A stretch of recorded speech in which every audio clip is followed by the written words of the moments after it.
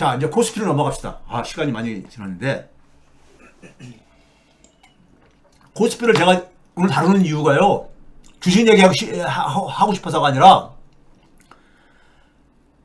대통령이 유일하게 그러니까 경제지표 얘기할 때 코스피 얘기할 때가 제일 얼굴이 밝아. 화내. 참, 예? 자랑할 거리가 이게 가장 자랑할 거리니까요. 근데 이거 위험한 겁니다. 주가라는 것은 계속 올라갈 수 있는 게 아니잖아요. 예? 이게 만약에 이제 곤두박질 치게 되면은 오히려 그게 이제 화가 돼서 들어온다고. 부동산 보유세만이 아니에요. 제가 소득세도 제가 대안 얘기해 드렸잖아요. 예? 공기업세고. 제가 여러분들 해밍웨이 글을 얘기했죠. 해밍웨이가 1926년, 지금부터 딱 100년 전이죠. 예? 내년 되면 이제 100년 전이잖아요. 100년 전에, 저는 해밍웨이라든가 피카소 같은 사람들 보게 되면요. 문학인 예술인이지만은, 이 인류의 대성인이라고 하는 공자님, 맹자님, 예수석가 이런 분들의 반열까지 올려놓으면은 그분들을 이 인생에 저걸로 보시는 분들한테는 기분 나쁠지 모르겠지만은 참 대단하신 분들이야. 네? 세상을 다 그러니까 세상의 이치를 관통을 한 거예요. 관통을 한 건데 해밍웨이가 이런 표현했죠. 해밍웨이 그 글에 내일도 태양은 뜬다 이런 The Sun Also Rises라는 이런 책이 있잖아요. 26년에 쓴 책에 거기에 유명하게 우리가 인용이 자주 되는 것 중에 어떻게 파산이 됐느냐? 그러니까 그 대답하면서 뭐냐면 two ways, 두 가지 이 방식으로 하면서 뭐냐면 그러니까 first는 뭐냐면 gradual이라는 얘기죠. 점차적으로 천천히 그러다가 갑자기 여러분 주식 투자나 자산 투자하시는 분들은요 이거를 이해를 하셔야 된다. 이거 이해하시면은 손실은 안 봐요. 큰 손실은 안 봅니다. 자산 투자하시는 분들은요. 그럼 이게 뭐냐면요. 뭘 알아야 되는 거냐면요. 그래주얼리에서 서든리로 발전하는 모멘텀이 뭐냐. 그 시점을 알아야 되는 거죠. 그 시점을 모르면은 그 붕괴에 가치 자료도 깔리는 거예요. 깔리는 거야, 그냥. 저는 이걸 아주 사회 경제적인 재난이라고 합니다. 재난은요. 우리가 자연적인 재난만 있는 게 아니에요. 사회적 재난도 있고 경제적 재난도 있고 그렇잖아요. 경제적으로 갑자기 그러니까 우리 집에 사업이 막 갑자기 파산했어. 그럼 그거 재난이죠. 재난인 겁니다. 자, 이거를 이해하려면요. 제가 이제 평상시에 저는 이걸 이제 잘못 낀 첫 단추의 함정이라고 제가 이제 표현하는데 자본주의만 딱 놓고 얘기를 할게요. 먼저요. 자본주의는 기본적으로 뭡니까? 돈의 힘이 경제력이 그러니까는 우리가 인간들은요. 사람들은 이 권력을 갖고 싶어 하잖아요. 그런 배경은 다 얘기하면 너무 시간이 많이 걸리니까는. 근데 경제력이 처음으로 그러니까 인류 이 역사에서 처음으로 그러니까는 경제력이 가장 주요한 요인으로 부상한 시대가 자본주의입니다. 돈이 그러니까 경제력, 돈의 힘이요. 예? 그러니까 그래서 자본의 축적이 계속되는 경향성을 갖고 있는 게 돈을 많이 모으는 사람이 그러니까 최고인 거야. 예? 그러면 돈을 많이 모으는 방법은 자본주의 논리에서 보게 되면요. 뭐가 있느냐? 가장 건강하다고 얘기할 수 있는 게 뭐냐면 신기술입니다. 신기술이요. 신기술은 뭐예요? 말 그대로 새로운 먹거리. 이때까지 안 해본 사업을 그러니까 만들어주는 기술이잖아요. 그러니까 뭐냐면 굉장히 수익률이 높을 수가 있어. 수익률이 높은 거예요. 수익률이 높은 거죠. 신기술은요. 예? 이 신기술하고 자산이라는 특성하고 공통점이 있습니다. 주식이나 부동산 이거 다 자산이잖아요. 자산하고 소득의 차이는 아시죠? 자산이잖아요. 자산은요. 기본적으로 축적되는 거잖아요. 축적되는 거잖아요. 쌓이는 거잖아요. 경제학적으로 보면 스탁 개념입니다. 스탁. 플로우 개념이 아니라 스탁 개념이죠. 그러니까 쌓이는 거란 말이에요. 자산은 어떤 힘이 있습니까요? 자산은 새로운 돈을 그러니까는 끌어올 수 있는 힘이 있어요. 흔히 뭡니까요? 신용거래가 할 수 있는 내가 갖고 있는 자산을 담보로 해가지고 새로운 그러니까 돈을 끌어올 수 있잖아요. 네? 그 새로운 돈으로 또 투자를 할 수 있는 거잖아요. 신기술에는 돈이 몰려가죠. 돈이 몰려갑니다. 그래서 이 신기술하고 자산시장은요, 올라갈 때 과도하게 올라가는 경향이 있습니다. 신기술에는 일반적인 기술보다는 더 많은 돈이 몰리거든요. 왜? 고수익이, 신기루가 보이거든, 신기루가. 고수익이 기대되니까요. 그러니까 돈이 그러니까 많이 몰리게 돼 있어요. 그러니까 자산시장하고 비슷한 특성이 있어요. 이걸 이해하셔야 돼, 먼저 여러분들. 예? 자, 이거에 대한 먼저 자료를 하나 먼저 보여드릴게요. 여러분들 지금부터 20여 년 전에, 예? 20년이 뭐예요? 한 25년 전에, 예? 우리가 인터넷 혁명이 있었잖아요. 인터넷 혁명 때, 그때 여러분들, 우리가 이제 지났으니까 쉽게들 얘기하지만, 닷컴 사업 모델이 붕괴되면서, 버블이 꺼지면서 그런 일이 있었잖아요. 그때 여러분들 그 상징적인 기업들이 여러 개가 있지만은, 하나 제가 오늘 끌어온 게, 시스코라는 회사 있죠. 시스코라는 게, 컴퓨터 인터넷 통신 장비 회사 이런 걸로 가잖아요. 굉장히 괜찮은 우량 기업으로 알고 있잖아요. 이게 80년대 초에 이게 창업해가지고 90년대 초에 그러니까 이 IPO 상장한 걸로 알고 있는데 이게 주가입니다. 주가 흐름이에요. 일반 사람들한테 인터넷을 처음 접한 게 뭐냐면 94년 5년 요 때입니다. 94년입니다. 95년도부터 그러니까 인터넷 기업들이 소위 말해서 닷컴 기업들이 등장하면서 상장이 막 일어납니다. 예? 상장이 일어나죠. 야후 이런 것들이요. 그러니까 94년 7월 달에 시스코의 주가가 1달러 정도 했었어요. 1달러 정도. 근데 이게 2000년 닷컴의 버블이 한참 생길 때 80달러까지 돌파합니다. 80달러까지. 시스코의 당시에 그러니까 CEO가 존 챔버스라고 당시에 굉장히 이 주목을 많이 받는 CEO 중에 한 사람이었습니다. 존 챔버라고. 기억나시는 분들도 있을 거예요. 이 사람이 1998년 9월 달에, 그러니까 소위 말해서 닷컴 버블이 한참 기승을 떨칠 때죠. 우리나라에서도 코스닥 붐이 막 일어날 때죠. 묻지마 코스닥 투자가 일어날 때죠. 1998년 9월 달에 무슨 말 하냐면요. 이 사람이. 그 당시에 이제 신경제라는 용어가 막 등장했었어요. 미국 정부에서도 공식적으로 신경제라는 용어를 인정을 하고, 미국 연준에서도 그랬었고요. 뉴 이코노미라 해가지고요. 예? 경제학자들도 여기에 막 논쟁이 막 있었었고, 뉴 이코노미라는 건 다른 게 아니라 인터넷 경제를 얘기한다. 이 사람이 이런 선언을 해요. 1998년 9월 달에요. 그러면서 뭐냐면 인터넷이 제2차 산업혁명을 만들고 있다. 그러니까 1차 산업혁명은 우리가 영국에서 있었던 그 1차 산업혁명을 얘기하는 겁니다. 그거하고 대비되는 2차 산업혁명을 만들고 있다. 인터넷이 이런 얘기를 했어요. 99년도에.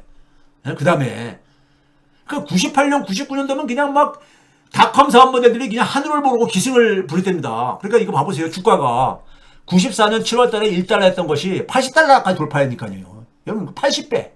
80배는 80%로 8000%입니다. 8000%. 이렇게 올라갔던 게 여러분들, 예? 그 다음에 닷컴 버블이 꺼지면서 11달러까지 떨어져요. 곤두박질 쳐요. 예? 11달러까지. 그리고 금융위기 직전에 한 33달러 근처까지 회복이 되어집니다. 지금 지난주 금요일 기준으로 76달러 10센트 정도로 이렇게 마감을 했어요. 지난주 금요일 날. 이 시스코라는 회사도 굉장히 우량 기업으로 많이 알려져 있는 기술 기업이잖아요. 하이테크 기업 중에 하나로 거하고 있잖아요.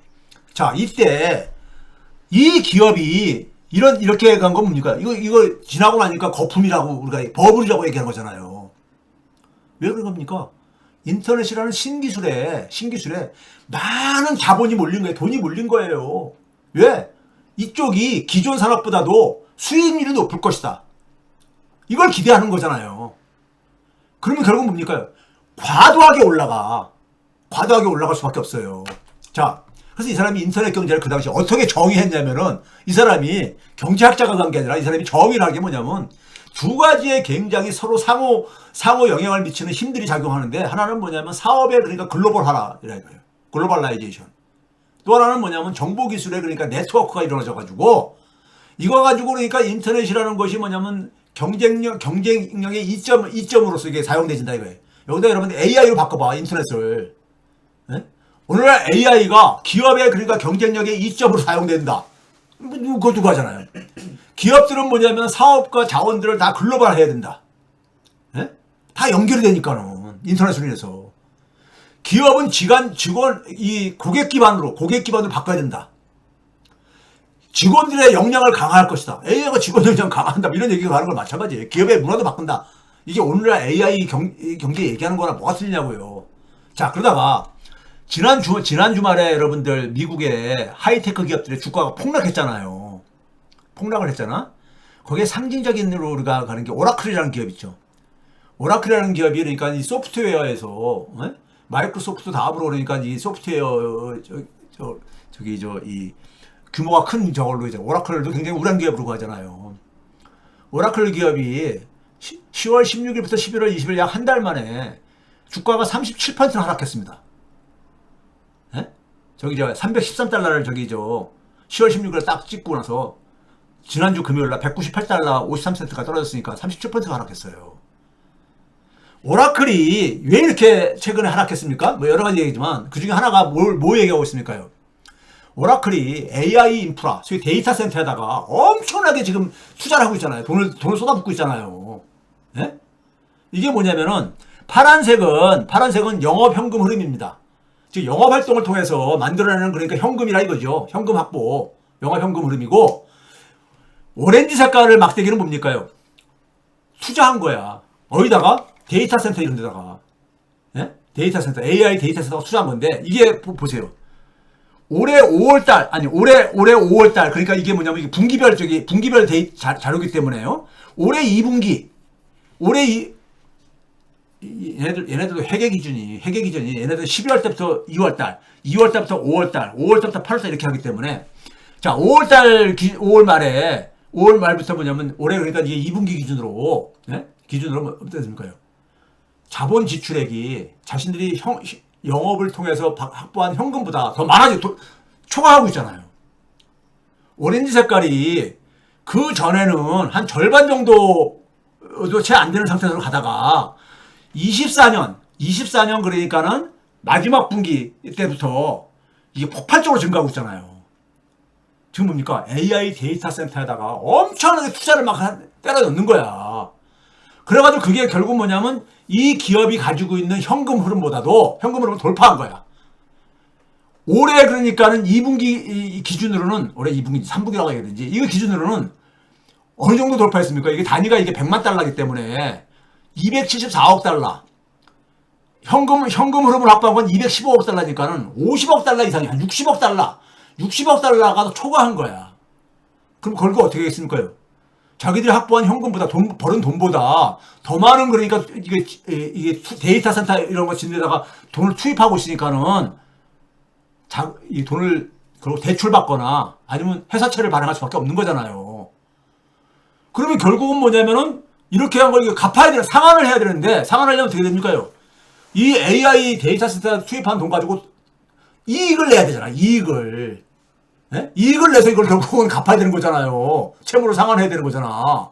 근데 과연 이익을 낼 수 있겠는가? 이 정도를? 이게 여기에 대한 시장의 의구심이 따르면서 오라클 주가가 폭락을 한 거예요. 채무 불이행 리스크가 증대하면서. 그러면 이 돈들이 어디서 온 거예요? 자본시장에서 돈들이 막 투입된 거잖아요. 왜? 오라클이 AI에다가 투자를 해가지고 결국은 뭐냐면 소프트웨어에서 새로운 더 강한 경쟁력을 확보하려고 이렇게 얘네들 투자하는 게 아니겠습니까? 예? 투자하는 거 아니에요. 지금 뭐냐면 AI에다가 승부수를 던지는 거잖아요. 여기 돈이 막 지금 몰려오는 거잖아요. 예? 지금 시장에서는 지난 8월 때부터 제가 얘기를 했죠. AI에 대한 거품 이게 가는 게 뭐냐면 과연 돈을 그렇게 벌 수 있을까? 예? 저렇게 투자를 많이 한 것에 반대급부로 돈을 벌 수 있겠는가? 뭐 이런 거잖아요. 심지어 오픈 AI 같은 경우도 아직 적자를 보고 있듯이요. 네? 그런 거잖아. 그 다음에 이제 엔비디아 봐보세요. 엔비디아는 우리가 우리 방송 쉬는 주에 엔비디아의 3분기 실적이 발표되면서 3분기 매출액이 엄청 뛰었죠. 예? 그래서 이제 시장 클로즈하고 난 다음에 발표돼가지고 급등하고 막 그랬잖아요. 엔비디아 주가가요. 그렇죠? 근데 이거 봐보세요. 엔비디아의 재무제표를 보게 되면요. 매출채권이라는 게 있습니다. 매출채권이 뭐냐면 예상으로 판매한 거죠. 예상 판매. 그러니까 GPU를 그러니까 엔비디아가 이 그 칩을 이제 팔잖아요. AI 칩을 파는데 이걸 판매를 하는데 이거를 그러니까 사가는 기업들이 외상으로 사가도록 해준 거예요. 이 예상 매출액이 봐보세요 한번요. 22년 10월달 그러니까 올해 10월달 기준으로 그러니까 올해 3분기 기준으로 쭉 한 겁니다. 21년, 22년, 23년, 24년, 25년. 22년 3분기가 언제입니까요? 소위 챗GPT가 나오기 바로 직전이야. 예? 챗GPT가. 그러니까 챗GPT 나오고 난 이후에 굉장히 빠르게 지금 그러니까 외상 매출이 증가하잖아요. 예상 매출이. 예? 그 기업들이 그러니까는 기업들이 엔비디아 입장 속에서는 외상으로라도 막 판 거야. 판 거예요. 왜 그렇습니까요? 자기네들 그러니까 칩을 많이 써야지만이 엔비디아는 자기네들 주도의 그러니까 AI 생태계를 만들 수 있다고 보는 거죠. 예? 그래야지만이 안정적으로 엔비디아가 계속 성장할 수 있다고 보는 거죠. 그러니까 봐보세요. 챗GPT 등장 이후에 외상 매출이 34억 달러가 증가하고 작년에는 94억 달러가 증가하고 올해는 157억 달러 증가하고 그럼 이거는 상한 기업들 입장 속에서는 갚아야 되는 거잖아요. 상환해야 되는 돈이잖아. 예? 상환하려면 결국은 돈을 벌어가지고 상환을 해야 되는 거잖아요. 근데 문제는 뭐냐면 그 투자한 것만큼 그 칩을 투자해가지고 데이터 센터 건설하고 해가지고 한 만큼 수익을 낼 수 있겠는가 없겠는가 이 의구심이 AI 거품에 지금 이게 논쟁인 거 아닙니까요? 그럼 이런 일이 왜 생기느냐? 이거 자연스러운 겁니다. 자본주의 사회에서는 제가 아까 얘기했죠. 신기술은 많은 돈이 몰릴 수밖에 없어요. 새로운 기술은. 지금은 AI가 절대적인 지금 기술이잖아요. 지금 산업을 재편하는 중심 아닙니까? 그러니까 AI에 그러니까 거기다 다 승부수를 던지는 거잖아요. 지금요. 예? 돈들도 다 그걸로 몰리는 거잖아요. 예? 여기서 앞으로 돈이 나온다 이거죠. 여기서 돈이 나온다 이거죠. 그러니까 뭐 돈들이 막 쏟아져 들어오는 거예요. 그러다 보니까 이게 어떻게 됩니까요? 초창기에는 수익보다도 더 많은 지출을 만들어낼 수밖에 없어. 예? 이게 특성입니다. 특성이에요. 그래서 제가 앞에서 얘기한 게 바로 뭐예요? 자산시장하고 비슷해. 자산시장하고 비슷한 거야. 자산시장은 어떤 게 있습니까요? 자산시장은 주식이 막 올라가. 주가가 올라가는 상황에서 어떻습니까요? 내가 보유하고 있는 주식의 가치가 돈 가치가 올라가니까는 내 재산이 증가하는 거잖아요. 자산이 증가하는 거잖아. 그러면 그걸 가지고 신용을 끌어올 수 있잖아요. 대출을 끌어올 수 있잖아. 더 많이 끌어올 수 있잖아요. 그러니까요. 그러니까 자산시장도 계속해서 그러니까 이게 새로운 돈이 투입될 수 있는 거야. 계속 이 가격이 올라가는 한에 있어서는요. 예? 이게 소위 말해서 붐이 일어날 때의 특성입니다. 붐이 일어날 때는 신기술하고 자산시장의 특성이 두 개가 맞물리면서 가속도가 붙어요. 가속도가 붙는다고. 이게 그러니까 최근에 그러니까 올해 들어와가지고 주식시장이 굉장히 가속도가 붙은 이유입니다. 신기술하고 자산시장이 같이 맞물리면서 이게 그러니까 가속도를 몰고 온 거예요. 예? 그렇죠? 자, 또 하나 데이터를 먼저 보여드릴게요. 그 결과가 우리나라의 이 비투라고 하죠. 예? 소위 신용거래. 그러니까 이 돈을 빌려가지고 주식 투자자들이 돈을 빌려가지고 추가로 그러니까 주식에 투자하는 거 아닙니까? 예? 이것도 뭐냐면은 올라갈 때는 주가를 계속 지지하죠. 내 주식 자산이 1,000만 원 있었는데 이게 1,200만 원이 됐어. 그러면 1,000만 원 가지고 50%를 내가 그러니까 대출을 받을 수 있으면 돈을 빌릴 수 있으면은 1,500만 원을 운영할 수 있다가 1,200만 원이면 50%면 1,600만 원을 갖는 거니까는 1,800만 원을 그러니까 투입할 수 있잖아요. 예? 그러니까 더 많은 돈이 투입되니까는 주가가 올라갈 때는 주가를 더 그냥 빠르게 끌어올립니다. 빠르게 끌어올려. 근데 문제는 떨어질 때는 내 자산 가치가 떨어지니까는 그러면 내가 상환해야 되는 의무도 커지잖아요. 예? 그게 소위 말해서 우리가 반대매매라고 우리가 얘기하는 거 아니에요. 그게 여러분들 보시게 되면 11월 20일 때 한번 봐보세요. 10월 31일까지는 이 소위 이재명 정권 들어서고 난 작년 6월 3일부터 올해 6월 이재명 정부가 들어서기 전까지는 거의 변화가 없었어요. 옆으로 행보하잖아. 그렇죠? 비트도 이렇게 조금 줄어들었어. 한 1조 원 정도가. 근데 올해 6월달 이후에 쫙 증가하잖아요. 예? 이 소위 말해서 그린 색깔이 그린 색깔이 코스피고, 그 다음에 이 막대기가 저기 빌려서 투자한 돈이죠. 주식시장에 빌려서 투자한 돈인데 이게 같이 증가하잖아. 그러니까 주가가 상승할 때는 같이 그러니까 끌어올라가지는 점이 있어요. 이때는 그러니까 별로 이 B2가 문제로 안 보입니다.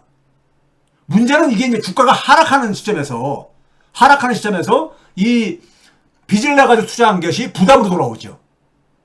그게 이제 반대 매매로 연결되게 되면은 주가가 그러니까 더 급락하게 되는 요인이 되는 거죠. 이게 자산 시장의 자산의 특성입니다. 자산은 신용을 수반하기 때문에 신용을 예? 추가적인 자금을 그러니까 우리가 끌어올 수 있고 또 혹은 그걸 갚아야 되는 이런 게 작동을 하잖아요. 신기술하고 비슷해요.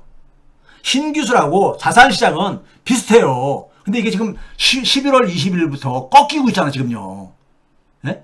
코스피는 올라갔는데 아니 저기 이 B2 규모는 신용거래 규모는 올라갔는데 여전히 올라가고 있는데 주가가 꺾이기 시작하잖아. 예? 꺾이기 시작하잖아. 지금 21일 금요일 거는 지금 신용거래 규모가 안 나가고 그러는데 이게 꺾이는 규모. 제가 그래서 이 퍼플 색깔로 동그라미 치는 게 B2가 증가하고 있는데 주가는 하락하는 같은 방향으로 움직이다가 따로 이제 움직이게 되면은 이게 계속 지속된다면은 주가 폭락으로 연결될 수 있는 거라 이거죠. 그래서 여러분들이 이해해야 될 것은요. 제가 말씀드리고 싶은 것은 신기술하고 자산시장의 특성이 공통된 특성이 있다 이거야. 그러니까 끌어올릴 때는 굉장히 과도하게 끌어올려요. 그러니까 실체보다도. 예? 왜? 사람들이 거기에 대해서 굉장히 많은 그러니까 뭐냐면 기대가 막 부풀어 오르는 거야. 예? 기대가 막 부풀어 오르는 거죠. 그러니까 막 돈들이 막 몰려가고 예? 신기술에 대한 가대평가가 막 이루어지고 해가지고 막 몰려가는 겁니다. 예? 그게 여러분들 우리가 한 2년 동안에 경험한 AI 기반 하이테크 기업이 주도한 과열입니다. 과열이죠. 그게 이제 명암으로 얘기하면 밝은 면인 거예요. 근데 이제 암은 뭡니까요? 고용시장의 압박을 수반했잖아. 고용이 지금 나빠져 왔다고 제가 그동안 쭉 얘기했잖아요. 기본적으로 지금 상황은 자본주의가 어떻겠습니까? 굉장히 양극화가 심해지는 상황이야. 지금 지난 수십 년 동안에 양극화가 굉장히 심해져 왔잖아요. 이거는 불균형이죠. 경제 생태계가 굉장히 불균형스러워지는 거죠. 그럼 이 불균형은 경제에 있어서 경제 생태계가 양극화가 심해지면요. 정치도 양극화됩니다. 정치도 양극해. 네. 극단적인 목소리가 사회를 지배하죠. 지배를 해요. 그러면 불균형이 더 심화되어져요. 불균형이 심화되는 상황 속에서 정치 세력들은 자기 지지 세력들을 대변을 하면서 합니다. 그러니까 트럼프는 누굴 대변하는 겁니까요? 극우 세력들을 대변한단 말이야. 이 관세를 그러니까는 소위 경제학적인 사고로는 주류경제에서는 말도 안 되는 관세 리스크를 딱 불러온 거 아닙니까? 그러니까 불균형을 더 심화시키는 거지. 이게 그러니까는 성장에 부담을 주고 고용에도 부담을 주는 거죠. 가뜩이나 신기술로 인해서 고용시장이 압박을 받고 있었는데 관세는 그러니까는 고용시장에 추가 압박을 가하는 거죠. 그러니까는 연준 입장 속에서는 물가만 저기 인플레만 쳐다보고 있었는데 고용시장까지 나빠지고 있네. 그래서 제가 말했습니까? 8월달에 최백은 TV에서 스텝이 꼬였다잖아. 연준이요. 스텝이 꼬였다잖아. 예? 6월달, 7월달 저 고용지표 보니까 굉장히 나쁘게 나왔더라 이거예요. 예? 관세 효과가 반영된 건지. 예? 그랬잖아. 연준이 스텝을 꼬이기 시작했다 그랬잖아요. 그래가지고 9월달과 10월 말에 그러니까는 연준이 금리를 인하를 했단 말이에요. 했는데 지금 상황 속에서 여러분들 지금 시간을 좀 절약하게 해서요. 좀 정리하자면은 10월 28일과 29일 예전에는 되게 11월 초에 있었던 거죠. 올해는 10월 말에 이제 하니까는 연준의 FOMC 회의가 있었는데 우리가 그 당시에는 이 금리를 인하했을 때 두 차례 연속 인하한 거 아닙니까? 9월달 0.25, 10월 말에 0.25 인하한 거잖아요. 근데 10월 달에도 그러니까는 그냥 만장일치로 거의 인하한 줄 알았는데 그렇게 알려진 것과는 달리 뭐냐면은 견해가 굉장히 엇갈려 있었다. 그런 것이 연준의 회의록은 상당히 좀 시차를 두고 공개된단 말이에요. 11월 19일 날에 공개됐단 말이에요. 11월 19일은 지난주잖아요. 11월 19일 날 이렇게 공개되면서 뭐라고 했습니까요? 네? 이게 그러니까는 12월 달에 올해는 그러니까는 금리를 그러니까 추가 인하가 힘들다는 의견이 더 많은 걸로 이렇게 지금 나왔단 말이에요. 견해가 나눠진 거야. 최초는 간에. 왜? 인플레이션에 대한 우려로. 이렇게 나온 건 아니에요. 자, 이런 상황에서 여러분들 주목해야 되는 건 뭐냐면요. 여기에 또 이제 정치권에서 미국의 정부 채무 때문에 예산 이런 문제 때문에 정부 셧다운으로 들어갔잖아. 근데 올해는 굉장히 장기간 지속됐잖아요. 셧다운이요. 그러면서 이게 불똥이 어디로 튀었습니까요? 정부 행정당국이 업무를 못 보게 된 거잖아. 예? 연방 공무원들 그러니까 월급을 못 주니 돈을 못 주니까 그 미국의 노동통계국 뷰로 레이버 스태티스틱 노동통계국에서 가계조사 자료를 이 고용 자료를 수집해야 되는데 이걸 못한 거 아닙니까? 그래서 10월달 고용 보고서를 발표를 취소했어요. 뭔데 이걸 집계를 못했으니까. 그리고 10월달 지표를 11월달 보고서하고 같이 통합해가지고 발표하는데 문제는 12월 16일 날 발표를 하겠다고 이렇게 발표했어요. 12월 16일 날 돼서 이제, 예? 그러면은, 문제는 뭐냐면요. 연준의 12월 달 원래 FOMC가 예년에는요, 12월 중순 이후에 12월 16일이나 17일 이때쯤 되겠습니다. 예? 근데 올해 11월 초에 했던 것을 땡겨가지고 10월 말에 하다 보니까는 12월 달 것도 좀 땡겨진 거예요. 한 일주일 정도. 그러니까 12월 9일 날 10일 날에 연준의 FOMC 회의가요. 10월 달, 11월 달 고용 자료 없이 해야 돼. 없이 결정을 해야 되는 거야. 그러니까 깜깜이 상태 속에서 이걸 결정을 해야 되는 거예요. 고용 자료 없이. 예? 이런 상태가 벌어진 거예요. 이게 여러분들 우연인 것 같죠? 아니에요. 이게 다 연결되는 겁니다. 이게 소위 말해서 해밍웨이가 얘기한 그래주얼리입니다. 이 정도 가지고 무슨 파국이 오겠어? 근데 이 단계가 이게 점차적으로 가다가요. 이게 뭐냐면은 서든 단계로 가는 걸 여러분들에게 오늘 제가 설명드리려고 하는 거예요. 자, 그럼 이 상황 속에서 12월 9일날 10일날은 깜깜이 결정을 해야 되는 깜깜이 결정. 예? 자료 없이 데이터 기반으로 되게 결정을 하거든요. 정책은요. 데이터 기반으로. 예? 그러니까 불확실성이 극대화되는 거예요. 예? 불확실성이 굉장히 극대화된 거죠. 그러니까 시장이 발작을 일으키는 거야. AI 거품에 대한 부담도 있는데 거기다가 이 시장이 굉장히 그러니까 혼란스러울 때 시장이 굉장히 그러니까 어두운 그림자가 쫙 깔릴 때 마지막 구원투수가 누굽니까? 연준이지요. 연준이 그때 그러니까 구원투수로 돈을 쫙 푸는 거예요. 돈을 풀면은 그게 쫙 이제 우리가 이 어둠의 그림자가 좀 거치잖아요. 사람들이 불안한 심리가 좀 거치잖아. 그렇죠? 그런데 그러니까 연준이 어떻게 보면 뭡니까요? 최후의 구원투수인 거야. 근데 이 구원투수가 자기 역할을 할 수 없는 상황에 내몰리고 있는 거야 지금. 그렇잖아요. 예? 연준 위원들도 진짜 자기도 무슨 점쟁이들이 아닌데 깜깜한 상태 속에서 앞이 안 보이는 상황 속에서 결정을 하래. 어디로 갈지. 예? 이거 쉽지 않은 거거든요. 그렇죠? 그러면 이런 상황 속에서 연준이 그러니까 소위 말해서 이게 제가 지금 얘기하는 것이 그래주얼리 단계가 이게 쭉 이게 악화돼 갑니다. 예? 사람들은 설마 이거 가지고 파국이 오겠어 이렇게 가죠. 예? 해밍웨이 얘기한 뱅크럽시가 오겠어? 근데 어느 순간에 갑자기 뱅크럽시가 되더라 이거예요. 근데 일반 사람들은 이걸 이게 잘 순간이 안 오지요. 이 순간만 알아도요 큰 손실은 안 봐요. 예? 평상시에는 되게 손실 안 본다고요. 이 국민에서 되게 손실들을 많이 보잖아요. 예? 그러니까 이걸 여러분들이 제 방송을 들으시는 분한테 팁을 드리는 거야. 예? 제가 이거를 아까 이게 데이터 보여드렸던 것이고요. 자, 그럼 넘어갔을 때 10월 금리 인하 가지고 인하 과정에서 이게 이제 나온 기사잖아요. 페드 미니츠 회의록에서 디바이드 분열을 보여줬다 이거예요. 예? 이 정책 경로에 대해서. 예?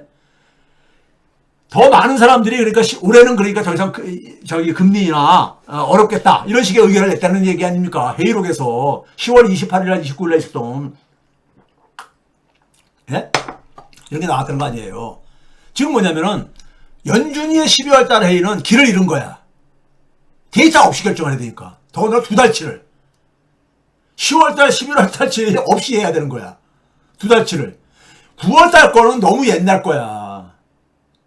예? 12월 달 기준에서 볼 때 3개월 전 거잖아요. 그러니까 AI 거품 우려가 이게 지속되는 과정 속에서 8월부터 지속되는 과정 속에서도 그나마 시장이 그냥 그래도 안정적으로 갔던 이유는 뭡니까요? 아, 금리 인하는 계속 갈 거다. 우리 그렇게 다들 예상했잖아. 9월 달도 인하했고 10월 말에도 인하했고 12월 달도 당연히 인하하고 내년에도 그러니까 두세 차례는 최소한 인하할 거다. 이렇게 얘기했잖아요. 그걸로 계속 갔던 거야. 고고고고 갔던 거야. 근데 AI 거품 우려를 이게 연준이 그러니까 좀 이렇게 완화시켜 준 거잖아요. 근데 12월 달부터 금리 인상이 중단 가능성이 이게 이제 그러니까 이게 튀어나온 거야. 튀어나오면 때 제일 먼저 그러니까 타격을 입힌 데가 뭡니까요? 위험 자산. 자산 중에서 가장 위험한 자산이 뭐예요? 시장에서는요. 가상화폐 시장이지 뭘. 그 다음에 주식시장 이런 거잖아요. 예? 그 가상화폐부터 그러니까 가상화폐 또 저기 누굽니까요? 저기 하버드 총장까지 했었던 사람. 예? 레리 서머스까지 이게 저까지 나오면서. 그러면서 이 연준의 회의록에 보게 되면 many participants. 그러니까 many 올해 금리를 그러니까 추가 인하하는 걸 반대하는 사람은 many로 표현하고 금리 인하 가능성이 10월 달까지처럼 이렇게 계속해서 경제 상황이 진행된다면은 인하해도 되겠다 하는 의견은 세브럴로 표시했다고. 어느 게 더 많은 거예요? many가 더 큰 거지. 세브럴보다는요. 예? 그러니까 더 많은 사람이 그러니까는 올해 금리 인하는 그러니까 없다고 이렇게 이제 이런 게 나오면서 시장이 혼란이 몰아닥친 거예요. 예? 그런데 문제는 12월 달에 그러면 연준이 지금 이렇게 막 악화되는 상황 속에서 뭘 결정을 해야 되는데 결정할 때 이 사람들이 무슨 점쟁이들입니까? 이 사람들도 데이터 기반으로 해야 되는 거야. 데이터 기반으로. 근데 데이터가 안 나온 상태 속에서 해야 되는 거라는 거야. 문제는요. 그러니까 이걸 굳이 표현하면 연준의 역할이 연준이 구원투수 역할을 지금 해야 되는 상황으로 지금 오고 있는데 9월투수 역할을 9월부터 해오고 있는데 이거를 갑자기 그러니까 연준의 역할이 실종 상황으로 이게 발전할 수가 있는 거예요. 예? 아니 연준만 쳐다보고 있는데 연준이 안 보여. 예? 연준이 안 보인다 이거예요. 그러면 연준이라는 건 뭐예요? 그러니까요. 금융시장에서는 최후의 의지처, 최후의 수단인 거야. 예? 자산시장에는 이건 충격이죠. 예? 그러니까 최후의 의지할 곳이 없을 때 그래주얼리로 진행되던 것은 갑자기 서든리로 갑니다. 그때 서든리로 간 거야. 내가 마지막 비빌 언덕이 있을 때는요. 서든리로 안 가요. 쉽게 안 가진다고. 그래서 우리가 흔히 그런 말 있잖아. 아, 저 양반은 맨날 그냥 부동산 대략 폭락한데. 예? 그럼 거기에 대해서 그러니까 여러분들 네티즌들이 언젠가 한번 맞겠지. 이런 식으로 조롱하고 그러잖아요. 그러니까 이게 그래주얼에서 서든리로 발전하는 그거를 이해를 못해서 그래. 그게 안 보이고. 그걸 구분 못해서. 예? 서든리라는 건 뭐냐면요. 이 마지막 구원투수가 역할을 할 수 있느냐, 없느냐. 그 다음에 이 구원투수가 역할을 할 수 있음에도 해결이 안 됐을 때, 그때는 뭡니까요? 시스템이 붕괴되는 겁니다. 시스템 자체가 붕괴되는 거야. 그런 게 반복적으로 일어나면 사회질서는 해체가 시작되는 거고요. 예? 무슨 말인지 아시겠습니까? 이거 제 방송에서만 이거 들을 수 있는 얘기인 겁니다. 거기다가 여러분들 지경학적인 파편화, G2 간에 미국 중국 간의 패권 경쟁의 부담이 여러분들 지금 보시면요. 이게 2016년부터 올해까지 8월달까지 지금 집계가 됐는데 올해 미국의 대중 수출액이요. 대중 수출액이 736억 달러 정도 됩니다. 이게 2017년 수준보다 적은 거야. 중국의 대미 수출액. 그러니까 미국이 중국으로부터 수입하는 액은요. 2조 1900억 달러인데 이거는 2016년보다 적은 거야. 아니 2010년 수준으로보다 좀 줄어든 거야. 그럼 미국하고 중국은 세계 2위잖아요. 경제 규모가. 이들 간의 교역이 급속하게 지금 줄어들고 있어요. 급속하게. 이건 뭡니까요? 세계 경제에, 실물 경제에 굉장히 충격으로 작용할 수밖에 없는 거야. 예? 금융에 있어서 그러니까 금융시장에 있어서 그러니까 이 불확실성을 제거하지 않으면은 실물까지 그러니까 이게 번지잖아요. 여러분 그래서 이제 정리를 해봅시다. 엔비디아가 3분기 실적을 3분기가 8월달부터 10월달까지죠. 8, 9, 10월달. 이게 딱 발표되고 난 다음에 여러분들 쭉 떨어지던 것이 갑자기 멈추고 저 맨 끝에 20일 날 미국으로는 19일 날이죠. 장애 시장 끝나고 나서 발표되면서 팍 폭등했잖아요. 196달러까지 아침 몇 시간에 이렇게 폭등을 했단 말이에요. 엔비디아가. 그러면서 젠슨왕이 나와서 뭐랬습니까? AI 거품? 웃기는 얘기라 이거야. AI 슈퍼 사이클이 오히려 진입하고 있다 이거야. 자기들 지금 판매액 보라 이거야. 에? 에? 지금 자기들 판매액 보게 되면 무슨 거품이냐 이거야. 에? 이런 얘기 해야지 당연히. 그렇죠? 이런 얘기 해야 되잖아. 자, 그런데 여러분들 이 충격은요. 이거 좀 길게 봐보세요. 올해 10월달부터 보게 되면은 엔비디아의 실적은 10월달까지예요. 10월달까지. 근데 충격은 미국의 소위 말해서 나스닥 중에서도 100대 기업, 소위 말해서 AI 기반에 두고 있는 하이테크 기업의 100대 기업을 따로내잖아요. 100대 기업을. 얘네들은 뭐냐면은 11월 달부터 이미 추락하기 시작했었어. 그 얘기는 뭐냐? 그 얘기 뭡니까요? 이때는 그러니까는 뭡니까요? 연준에 대한 회의록이 공개되기도 전이야. 공개되기 전에도 이게 하락하기 시작했던 건 뭐예요? AI 거품에 대한 부담이 있었다는 얘기예요. AI 거품 부담은 11월 달 이후에 본격화되기 시작했다는 얘기입니다. 이 지표가 얘기해 주는 것은, 사후적으로 얘기해 주는 것은요. 그렇죠? 그렇죠? 그러다 보니까는 여러분들 봐보세요. 이 100대 기업, 100대 하이테크 기업들이 쭉 올라가다가 엔비디아가 딱 반등해서 올라갔는데 얘네들 재폭락해버리잖아. 재폭락했잖아요. 왜 재폭락했어요? 예? 엔비디아가 그러니까 슈퍼 사이클이라고 외치는데, 예? 하면서 그거 했는데, 딱 좀 올라가다 다시 올라가다 재폭락해버린 거야. 왜요? AI 부담만 있으면은 엔비디아로 이렇게 꺼질 수가 있어요. 즉, 연준이 그러니까 올해 연말에도 계속 금리 인하를 계속 한다면은, 이거는 그러니까는, 다시 그러니까 이게 불씨가 엔비디아가 살려는 것이 지속될 수도 있다고요. 그런데 여전히 뭡니까요? AI 부담은 지속되고 있는데, 그건 그 상수로 이미 되고 있는데, 거기에 플러스 뭐냐면, 연준이 깜깜이 결정을 해야 된다. 깜깜이 결정을 해야 된다. 예? 연준이 깜깜이 결정을 한다는 이거예요. 그래서 폭락합니까? 예? 그렇죠? 이거를 사전적으로 미리 알린 게 비트코인이에요. 비트코인이 엔비디아 실적 발표한 이후에 잠깐 뛰었다가 다시 그냥 폭락해버리잖아요. 비트코인 지금 85,000 밑으로 내려왔죠. 주말까지 해가지고요. 85,000 밑으로까지. 한때 12만까지 갔다 온 게. 그렇죠? 그게 폭락했잖아. 예?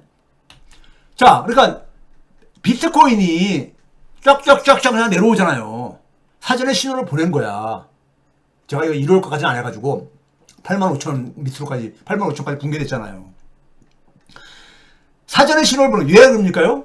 가상화폐가 가장 위험자산이거든. 그럼 위험자산들은 뭐예요? 불확실성이 많으면은 가장 먼저 타격을 보는 게 위험자산들이라고요. 예? 그렇죠? 불확실성이 거치면서 가장 빨리 뛰는 게 위험자산들인 거고요. 예? 비트코인 신호를 보낸 거예요. 보낸 거라고.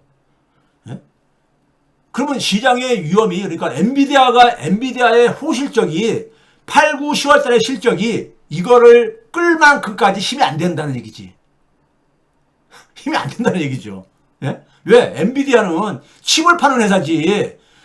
그 칩을 사가지고 돈을 버는 회사는 아니잖아요. 수익 사업을 만들어가지고 돈을 벌어야 되는 회사들의 실적은 아닌 거잖아. 그 실적은 안 나오고 있는 거잖아, 지금요. 그러니까 젠슨왕이 굉장히 멋졌고 짜증까지 냈더라고, 보니까는. AI 슈퍼 사이클 진입을 했다면서 막 얘기하는데 오히려 폭락을 해버릴 거야. 이게 엔비디아 주가입니다. 엔비디아가 180달러가 붕괴됐잖아. 195달러까지 이렇게 올라갔다가요. 예? 쫙 급등하다가 쫙 내려왔잖아요. 지난 금요일 날 하이테크 기업들이 S&P 500 섞어 좀 반등을 했습니다. 한 1% 정도씩. 근데 엔비디아만 혼자 또 떨어졌어요. 혼자 또 떨어졌다고. 왜 그렇겠습니까요? 왜 그렇겠냐고요. 예? 왜 지난주 금요일 날 조금 반등했습니까요? S&P 500 섞어. 아, 12월 달에 금리 인하할 가능성이 있대. 누가 얘기했습니까요? 뉴욕 연준 이사, 연준의 소위 말해서 2인자라고 얘기하는, 예? 연준의 2인자라고 얘기하는, 소위 말해서 2항, 지금 뉴욕 연준, 의장이죠. 이 금요일 날, 아직도, 그러니까, 가까운 시일 내에 추가 금리 인하할 여지가 아직도 보인다 이거야. 시장을 안정시키기 위해서. 이렇게 얘기한 거야. 예? 그러면서 좀 반등한 거예요. 반등했는데, 엔비디아는 그런 상황 속에서도 또 추락했다 이거예요, 더요. 그 얘기는 뭐예요? 연준의 금리 인하는 그런 여지가 있다고 얘기는 했지만은 될지 안 될지는 뚜껑을 그건 모르겠고 지금 불확실성은 여전히 남아있는 거 아닙니까? 고용 자리 없이 결정을 해야 되는 거야. 고용 자리 없이. 그건 안 바뀌는 거야. 둘째 뭐예요? AI 거품 부담은 단기적으로는 저는 AI가 장기적으로는 계속해서 우리가 인터넷이라는 것이 닷컴 사업 모델이 붕괴됐었어도 다시 그러니까 새로운 사업 모델로 진화했듯이 이게 갈 거라고 봐요. 장기적으로는. 근데 단기적으로 조정은 불가피하다 이거예요. 왜? 단기에 너무 많이 올랐기 때문에. 과도하게. 그건 왜 그래? 신기술하고 자산시장의 특성이 그렇다 이거예요. 예, 사람들은 뭐냐면 거기에 대해서 그냥 이 낙관적인 전망으로 인해 가지고 돈들을 막 투입하는 거예요. 예? 그러니까 이게 막 올라가는 거죠. 그러니까 이게 그러니까는 이상으로 올라갈 수 있고 그게 그러니까 조정이 그게 많이 떨어지게 되면 거품 붕괴라고 표현하는 것이고 조정이 그럴 수 있는 거죠. 그 S&P 500이 금요일에 마지막에 잠깐 좀 올라갔다가 후반에 조금 다시 이렇게 내려왔어요. 예? 그래서 한 1% 정도 상승으로 끝났는데 왜 그랬습니까? 후반부에 다시 꺾이는 이유가 금리 인하 가능성이 있다고 봄에도 힘이 딸리는 거야. 그 정도 메시지 가지고는 뉴욕 연준 이사의 그런 메시지만 가지고는 지금 이 분위기를 완전히 반전시키는 데는 그러니까는 역부족인 거야. 그러니까 엔비디아 주가도 추가 하락한 거예요. 추가 하락한 겁니다. 그러니까 엔비디아가 하락으로 전환한 이유가 바로 그거라 이거예요. 그렇지 않으면은 엔비디아 같은 게 제일 먼저 살아나야지. 이게 195달러까지 올라갔다는 게 실적 발표하기 전보다 더 많이 떨어졌으니까.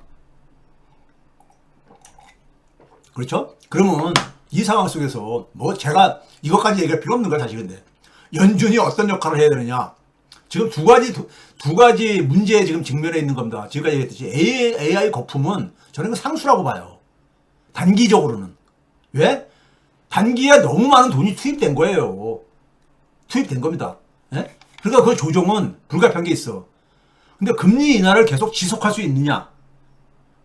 이게 이제 그러니까 확인이 돼야 되는 거야. 현재는 그러니까 뭐냐면 리스크가 아주 심하게 고조된 상황인 거야. 두 개가 같이 맞물려 버렸으니까는.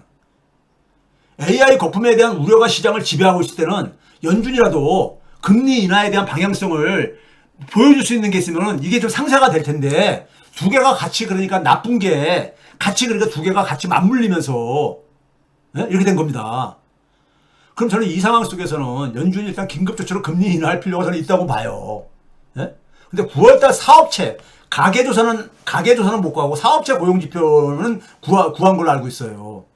9월달 사업체 고용지표는 괜찮게 나왔거든. 예상외로 나왔어요.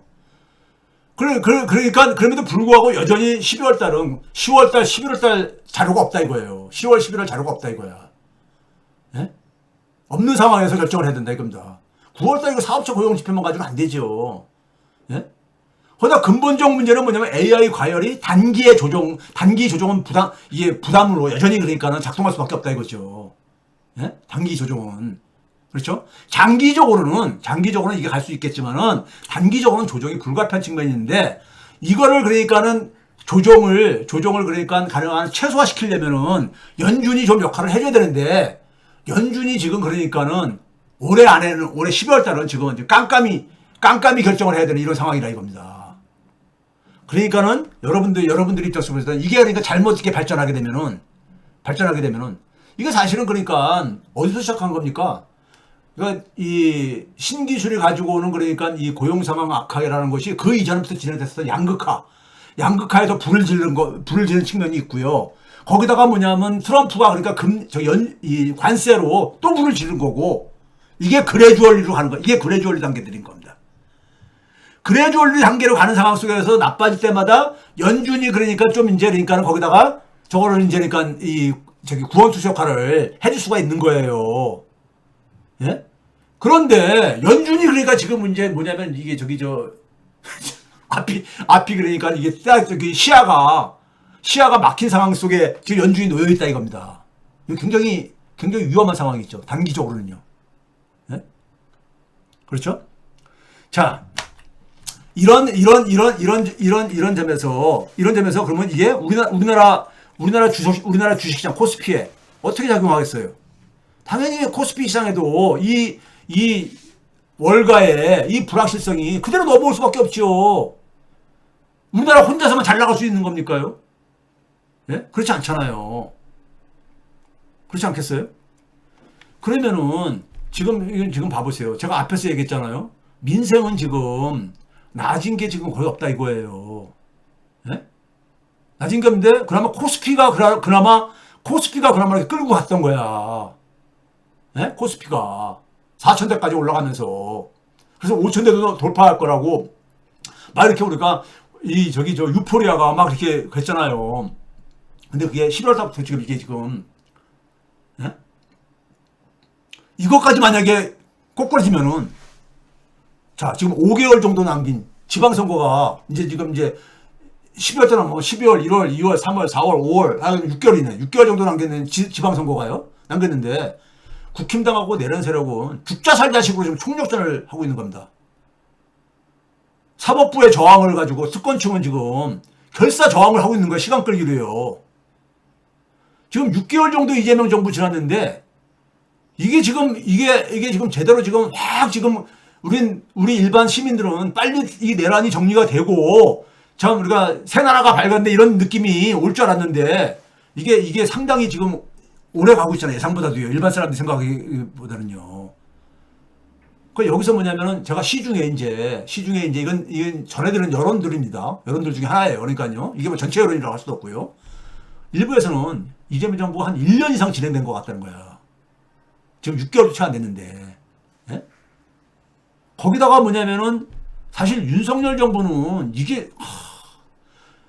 이거는 윤석열이라는 사람을 대통령으로 뽑은 사람들이 진짜 처절하게 반성을 해야 될 뿐입니다. 저 사람이 어떤 사람인지가 지금 지난 우리가 한 6개월이 뭐예요? 지난 3년 플러스 지난 6개월 동안에 이게 확실하게 확인했잖아요. 어떤 수준의 사람인지. 예? 지 부하한테 다 돌리고 별별 짓을 다 보이고 있잖아. 별별 참 짓을요. 예? 그런데요. 제가 이제 가는 건 뭐냐면은 정치인들이라는 것은 원래가 자기 계산기를 두드리는 사람입니다. 근데 정권 초에는 자기 계산기를 두드려야 되더라도 속으로 두드려야 되고 겉으로 안 드러내요. 안 드러내는데 그런데 왜 그러냐면 대통령의 눈치를 보거든. 정권 초에는요. 예? 근데 정권 초임에 지금 초잖아요. 근데 여권 내부에서 노이즈가 나오기 시작한다 이거예요. 이런 얘기 들어요. 노이즈가. 예? 이건 굉장히 이례적인 겁니다. 이례적인 거예요.